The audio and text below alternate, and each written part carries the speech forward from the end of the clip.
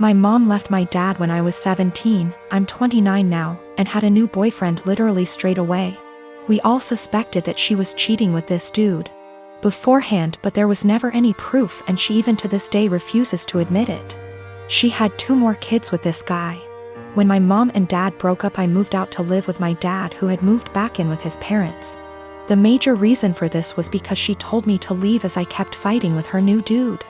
I really did not want to deal with a new guy in my mom's life, and I was really upset that she didn't give a shit about how much pain my dad was in. When she told me to leave, something in me changed, and I am still unable to forgive her. That solidified BC. My 14-year-old sister stayed with my mom for a year and then begged to come and live with my dad because she hated it so much at my mom's place. And my sister and mom were close, so for my sister to feel that way, it must have been bad. Since I was 18, my grandparents kept pushing me to start a business. BC. I liked to tinker and had built a few specialized tools for a niche construction industry that my dad was in, and they saw potential in me. They gave me a lot of money as an investment. Actually, their mortgaged their house, that's much they believed in me, and basically, I majorly lucked out and managed to land some national contracts at 24 that turned into more than a few millions of dollars over a few months when the business boomed. The profit trajectory has risen since then, and basically, I'm living a life I never thought would be for a schmuck like me. I moved my dad, sister, and grandparents out to the East Coast a couple years back, and we've started a new life. I am surrounded by people who see and saw the best in me, and I'm grateful so much. BC. I was seriously messed up after my mom blew our family apart. For the last couple years or so, my mom has been on my case to reunite with her. She is getting increasingly more insistent that I go visit her and her boyfriend and kids, and keeps trying to guilt trip me because my sister has a much more privileged life now and my younger 2 half-siblings don't. She keeps telling me that even if I don't forgive her, I should look out for the kids as they're innocent in all this. She made her bed and she can lay in it, but the guilt eats me alive sometimes. I just can't forgive her though.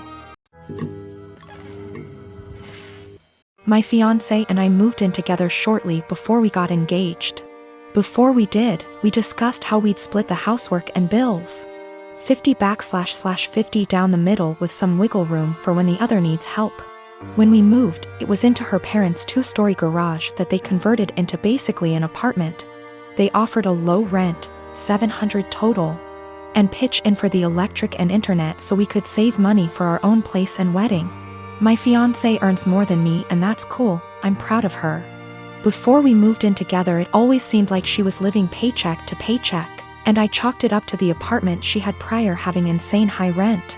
She stuck to the 50/50 arrangement at first concerning bills, but she missed often, and I had to remind her about it. Post-engagement, she's back to living paycheck to paycheck, either missing or very late with her part of the rent monthly.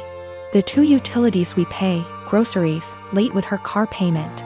Her parents have talked to me multiple times about rent, and I've covered her missing portion to get us caught up. And then try talking to her. It always turns into her saying we should just move if her parents are going to hound us. I told her we're lucky it's her parents, because anywhere else would have kicked our asses out. On top of that, I pay my own bills, do about 65% housework, arrange and pay for most of our dates and vacations. Gifts for her, pay most towards our pets. I've suggested a financial coach, but what kicks me is whenever we're around others. She boasts about being the breadwinner since she earns more. Goes on about the stresses of being the main source of income, all the hours she has to work to pay all our bills. I was letting it slide until few days ago we were at a get-together.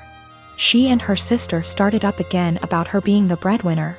Her sister said something to the effect of her ex-boyfriend had a hard time being with someone who earned more, and my fiancé went, "Good thing OP doesn't mind me bringing home the pay."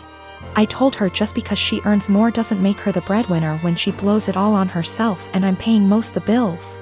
She's embarrassed now and keeps saying I made her look bad and got her in trouble with her parents, because they want to see what she spends her money on each month, but I don't think I did anything wrong. Last night I was ready to just postpone the engagement. As of this morning, after a lot of talking and things coming to light, we are broken up. She insisted we could afford her purchases based off our total incomes. Her parents were under the impression she was also paying off my student loans, my car, my phone, and paying for our vacations. She didn't get evicted from her last apartment, but she was late with her rent often enough that they weren't going to renew her lease. So she didn't suggest us moving to a bigger apartment at her building. Biggest nope, I'm out. The monthly take-home amount she told me was what she earned before wage garnishment kicked in addition to mass debt. She's been doing some online stuff to make up for the money she loses due to that. I got the ring back. 2 years ago my house burnt to the ground after being struck by lightning. Thankfully it was during the day, so our 3 kids were at school and my husband and I were at work. We lost everything, but we were safe. It took almost 11 months for the insurance to pay out. The insurance covered 1 month worth of hotel stays, but after that we were made to fend for ourselves, and the only option we had was to move in with my SIL. She tells us we can have her spare room and her office space. Since she used neither of the rooms, and her stipulations was we needed to purchase all of our own food and pay her $100 a week. By week 3 all of that changed. She then decides we need to pay her $250 a week and we can only use 1 room. So all 5 of us were crammed into the smallest room she had, which was the size of a glorified closet space and didn't even fit a twin bed and a small dresser. So we lived out of trash bags and slept on the floor for close to $1,000 a month some months, and still had to purchase all of our own food, despite her claiming my children on her food stamps. She also had no bills outside of her land tax, $450 a year, electric and heating oil, which she hardly ever filled.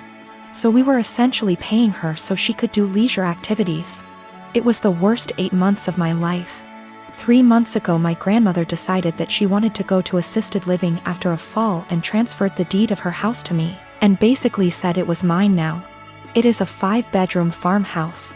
My boys insist on sharing a room, so we have 2 extra bedrooms.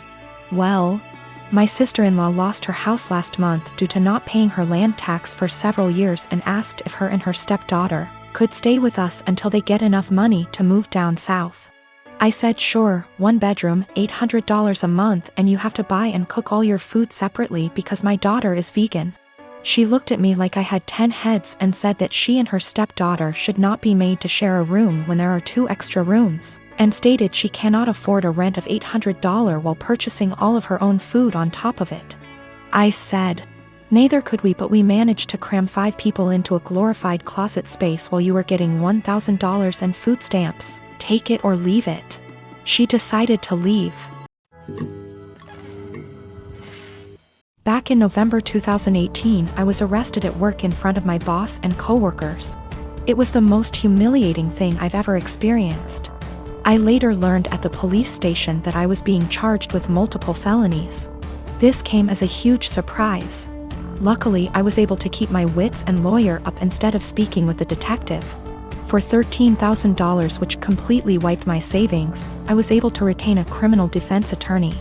However, it cost me everything, and I was unable to pay my bond. This resulted in me staying in jail for a total of 54 days.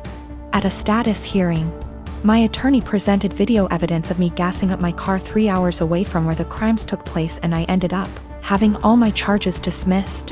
When I finally got out, I learned that I had lost my job, was in the process of being evicted, and my son was in the state's care. His mother is a heroin addict, and I haven't spoken to my own parents in nearly 15 years. They wouldn't let him go to my girlfriend because they didn't consider her family. Since my release, I've learned that I can't sue the police, and no one gives a shit that I was locked up for 54 days because the detective did poor investigation work. I've gone to the local press about this and was told that what happened to me happens quite a bit. They took down my info but never followed up. So what I did was create a website sharing my story. I also uploaded the police report and some other documents from the discovery. Literally, the only reason why I was arrested was because an eyewitness said they saw me. If the detective had done his job, he could have verified that I wasn't even in town on the day the crimes took place. This is what pisses me off the most. My life was ruined because of a lazy employee. My website is now ranked number 2 on the first page of search results when you type in my town's name. I live in a touristy town, and we attract a lot of visitors over the summer. My web traffic has more than quadrupled, and apparently it's gotten someone high up's attention. I received a cease and desist letter recently, which I showed to my attorney. He said sharing my experience online isn't illegal and that everything I had stated was a fact or my own opinion, protecting me from a defamation lawsuit. Yesterday I received a visit from 2 officers and the detective who had arrested me. He apologized, stating mistakes can happen. They then talked to me about my website and asked if I could remove it. I said I would delete it on the condition that the detective leave his job and never do police work again. Suffice to say that isn't happening.